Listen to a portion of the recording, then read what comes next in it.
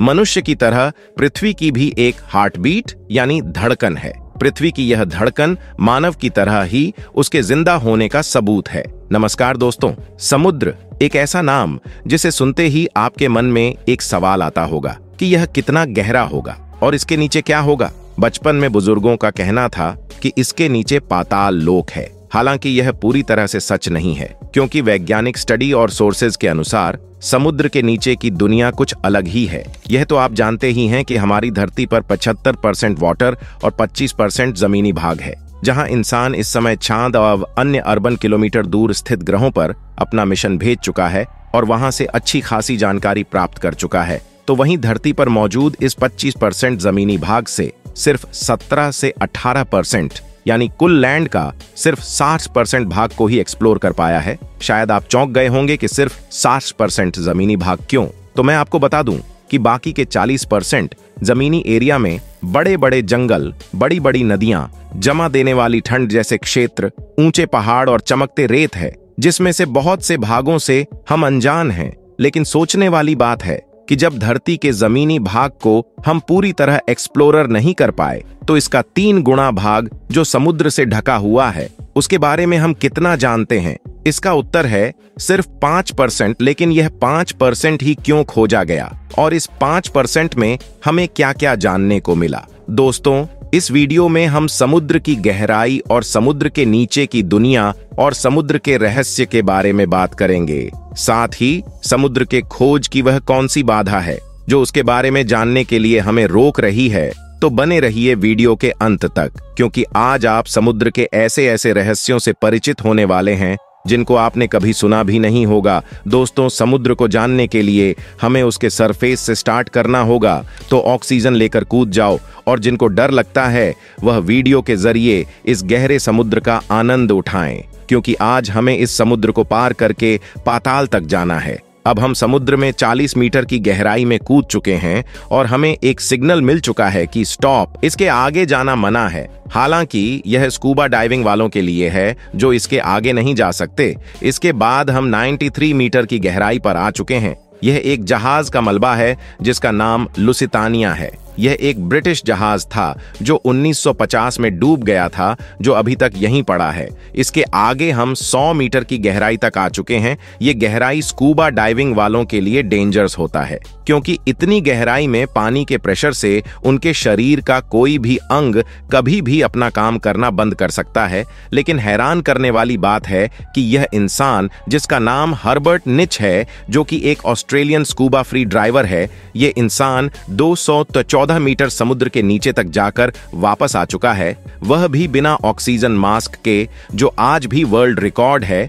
अब हम आ चुके हैं 332 मीटर की गहराई में, जहां पर हम लोगों के पहले ही एक इंसान आ चुका है जिसका नाम अहमद गब्बर है, जो कि इजिप्ट का एक स्कूबा डाइवर है। यह इंसान सिर्फ ऑक्सीजन मास्क के साथ इतनी गहराई तक आने वाला दुनिया का पहला इंसान है, जिसका रिकॉर्ड आज तक कोई तोड़ नहीं पाया। लेकिन यह रिकॉर्ड आज हम लोग तोड़ने वाले हैं। अब हम लोग आ चुके हैं 433 मीटर गहरे समुद्र के नीचे। यह इतनी गहराई है जिसमें न्यूयॉर्क की अंपायर स्टेट बिल्डिंग भी डूब जाएगी। अब हम आ चुके हैं 500 मीटर गहरे समुद्र में। यह वही गहराई है जहां पर इंसान का बिना किसी उपकरण के पहुंचना नामुमकिन है, क्योंकि इतने गहरे समुद्र में इंसान पिचक कर रह जाएगा। लेकिन ब्लू व्हेल के लिए यह एक घर जैसा है। समंदर का यह बादशाह समुद्री सतह से 500 मीटर की गहराई तक गोता लगाती है, वह भी बिना परेशानी के।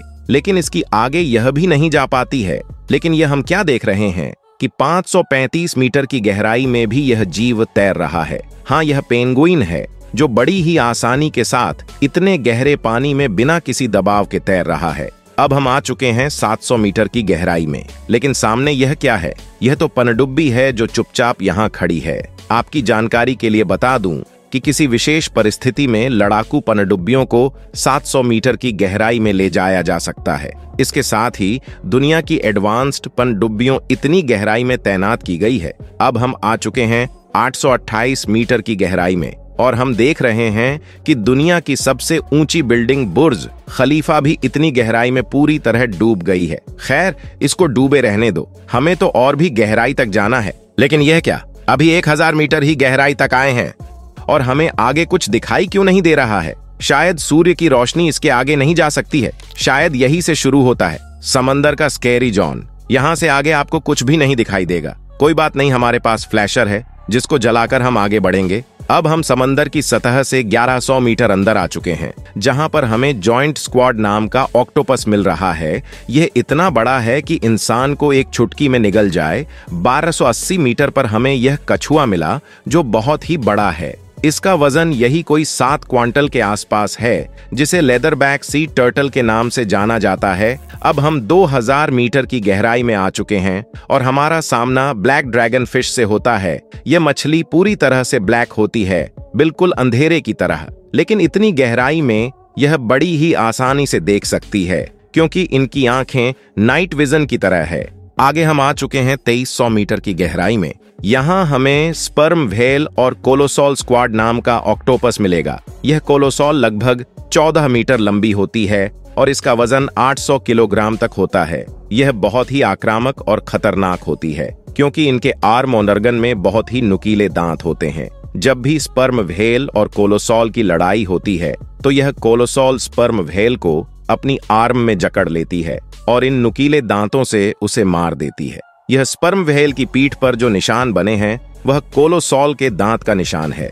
आगे हम 4000 मीटर तक आ चुके हैं और हमारी मुलाकात दुनिया के सबसे बड़े हादसों में एक टाइटैनिक जहाज के मलबे से हुई है। जी हाँ, टाइटैनिक का मलबा आज भी इसी जगह पड़ा हुआ है। ये इतना गहरा है कि इंसान को अगर बिना किसी पनडुब्बी के भेजा जाए तो उसकी हड्डियां तक टूट जाएंगे, जिसका जीता जागता सबूत ओशियन गेट नाम की पनडुब्बी के साथ हुआ, जो इसके पहले ही पानी के प्रेशर से फट गई थी।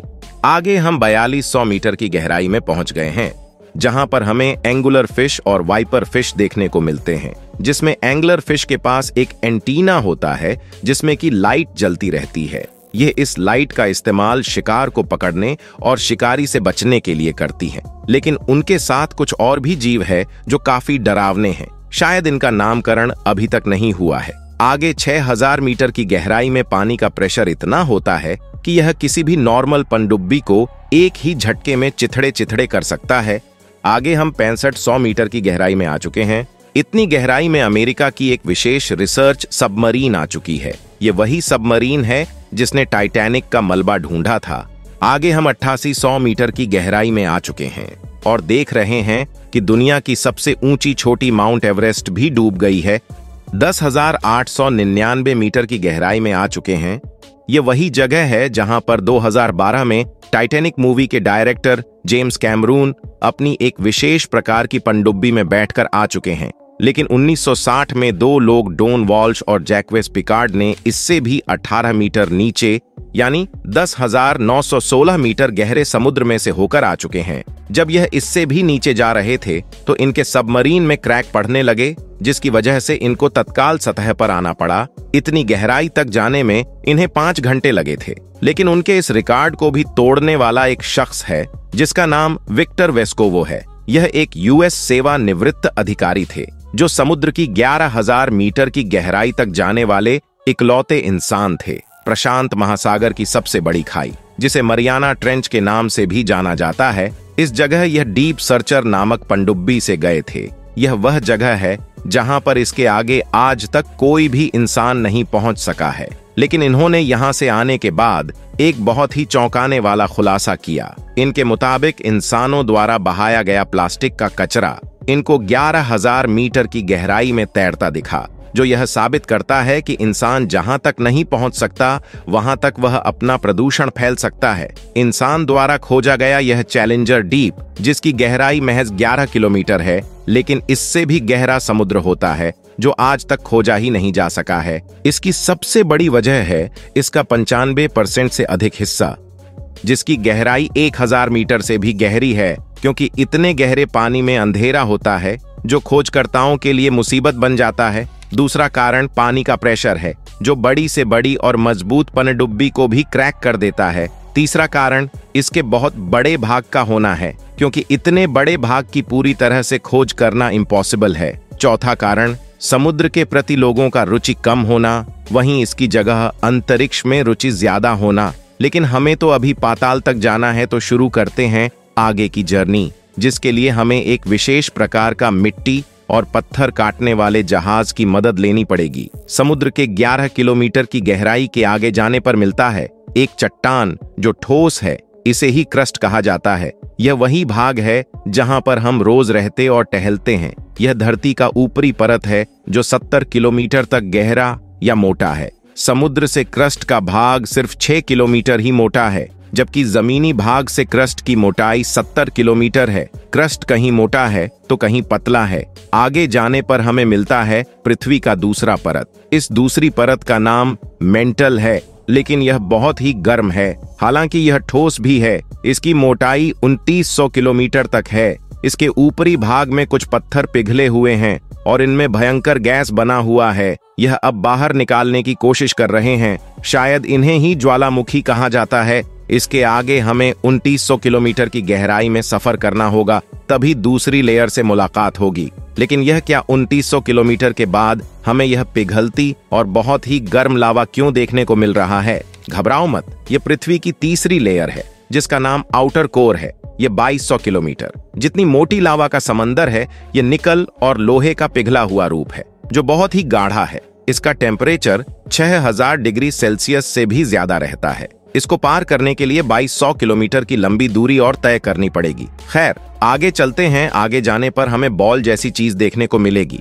यही धरती का सबसे बीच का भाग है जिसे इनर कोर कहते हैं। इसका तापमान 5500 डिग्री सेल्सियस तक रहता है। इसकी मोटाई 1220 किलोमीटर तक होती है। यह एक ठोस गोल है जो धरती को रोक कर रखता है। इस समय हम लोग टोटल 6370 किलोमीटर धरती के अंदर है। दोस्तों, यही से हमारी धरती के नीचे का अंत होता है, क्योंकि इसको पार करने के बाद उसके आगे आपको दोबारा वही आउटर कोर मिलेगा। और जैसे जैसे आप आगे बढ़ेंगे तो धरती के दूसरे कोने पर किसी जमीनी या समुद्री भाग पर निकलोगे। साथ ही दोस्तों, न्यूयॉर्क यूनिवर्सिटी के जियोलॉजिस्ट माइकल रैम्पिनो धरती के रहस्यों के बारे में जानना चाहते थे। इसलिए उन्होंने अपनी टीम के साथ मिलकर धरती को लेकर एक रिसर्च किया।